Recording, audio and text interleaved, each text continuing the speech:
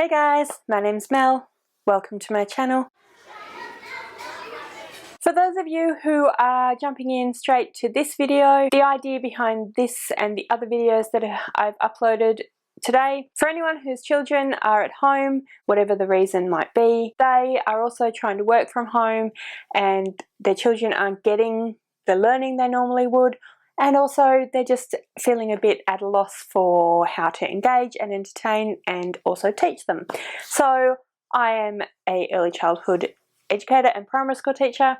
I thought that I would put together a few different videos giving you some suggestions of different things that you could do with your kids or that your kids could do independently so that they can continue to learn and to grow, and also hopefully so that you can get a little bit of time to actually work. Alright, so the next thing that I want to talk with you guys about is art and dramatic play, and then relaxing with your kids, or having your kids relax while you work.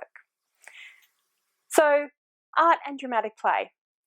When people think of art, they tend to think of lots of messy stuff like painting, which is obviously totally valid, and if you are able, definitely something that you should consider doing with your kids at any time, but particularly during these times when we're in this position that we find ourselves in. So you have, of course, got easel painting. If you have an easel and your kids are able to do that kind of painting, then that's always a great option.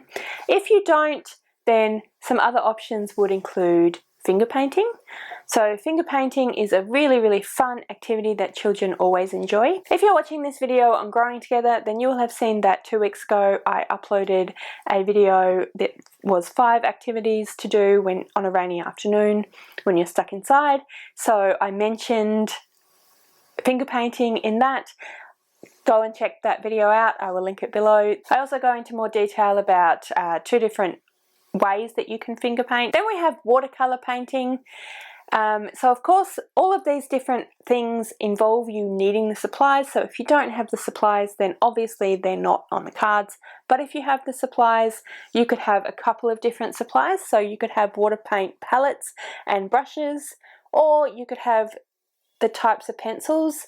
An example is Derwent pencils, where they become water paints. You do your drawing and then you paint water over the top and it becomes like a water painting. Both of those ways are really fun. Both of those ways are quite different. So the water painting straight from paint palettes is probably something you would do with the younger children. The water painting using pencils first is probably something you would do with older children who have a little bit more experience with drawing and have had a bit more practice with drawing, but it's certainly fun either way. So definitely if you have access to any of those things, I would consider getting those things out for your children. So the next couple of activities I want to suggest are for slightly older children, but they're really fun and definitely something that kids can do independently. They may already have done these sorts of things in class, so you could just suggest it to them, but otherwise you could always sit down with them, tell them what to do, and then they go ahead and do it. As with pretty much anything I've mentioned here in this video and all the other videos, I have no doubt that if you search on Google or YouTube for these things, there will be some kind of demonstration video. Pinterest is another option when you're looking for activities. I get a lot of my ideas for lessons and activities from Pinterest as well. And again, I will link all of that stuff in the description for all these videos below. So please feel free to go and check any of those things out. Go access my Pinterest. There's lots of ideas there. So this next activity is called Name Monsters. It's a little bit more tricky, so you might need to watch a demonstration video, and I would probably recommend it for grade 4, 5 and 6 children. But basically you get an A4 piece of paper, you fold it in half so that it's landscape. That's a very rough fold, but you get the idea. And then you get them using bubble writing to write their name along the edge, and it needs to be so that the letters sort of run down into here. So they write their name, the letters all join together as they write using the bubble writing.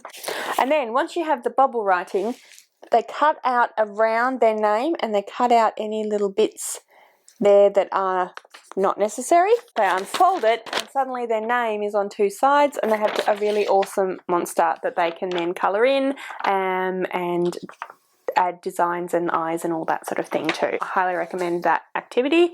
It takes a while as well because there's quite a lot of cutting and all of that sort of thing, so it definitely will buy you a good 40 minutes, hour, or even longer. So definitely something I recommend.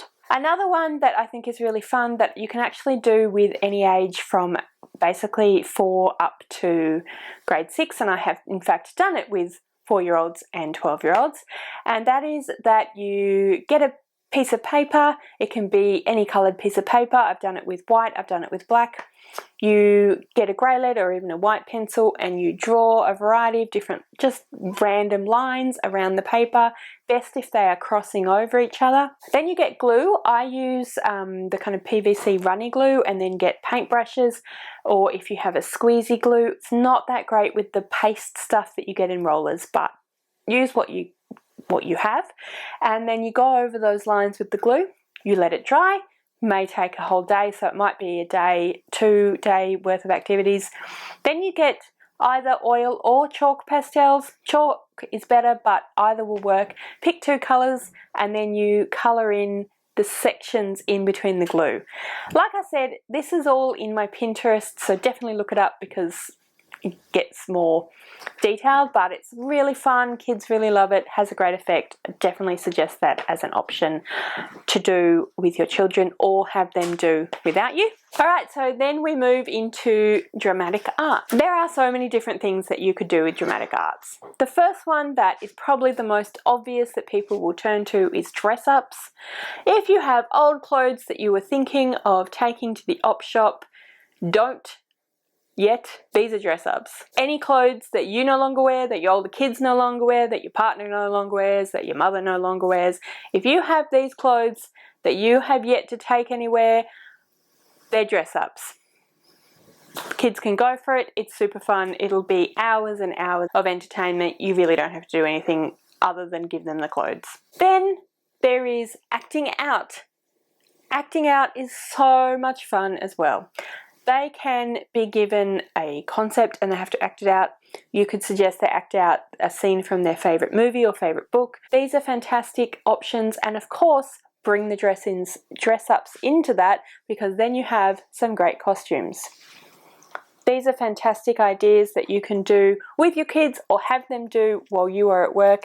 They can always practice while you're working, and then they put on the show for you. Just had a slight lighting adjustment there. Yes, so those are some of my ideas for art and dramatic play. All really great activities that I would highly recommend.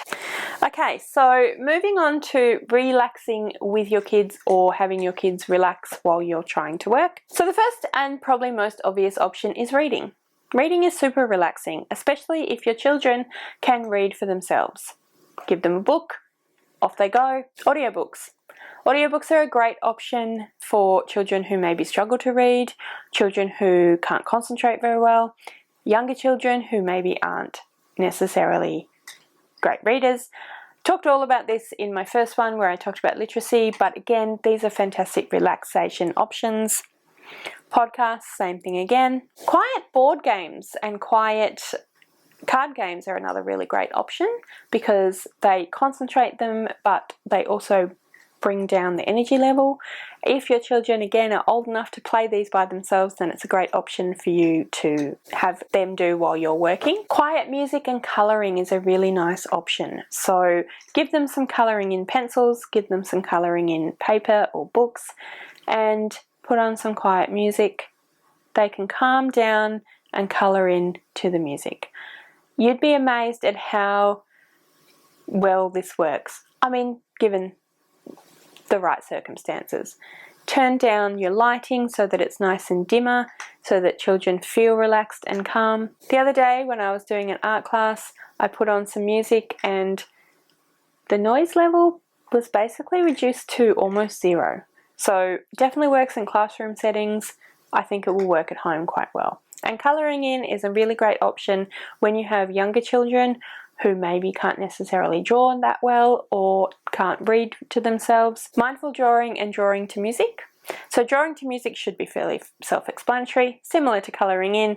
Give them some pencils, give them some music, away they go. Mindful drawing is a little bit more involved because it involves taking an object of some description and having the children look at it and study it, and then they draw the object, trying to put in that detail. This one will involve you a little bit more because you need to set that up a little bit more, but once you've got them drawing, then it should give them something to do for a while. I did this one a couple of times recently in my art classes, and I gave them a time limit. It doesn't work for all kids, obviously, but I found this worked really, really, really well to get them to really concentrate on what they were doing and really focus and be really engaged.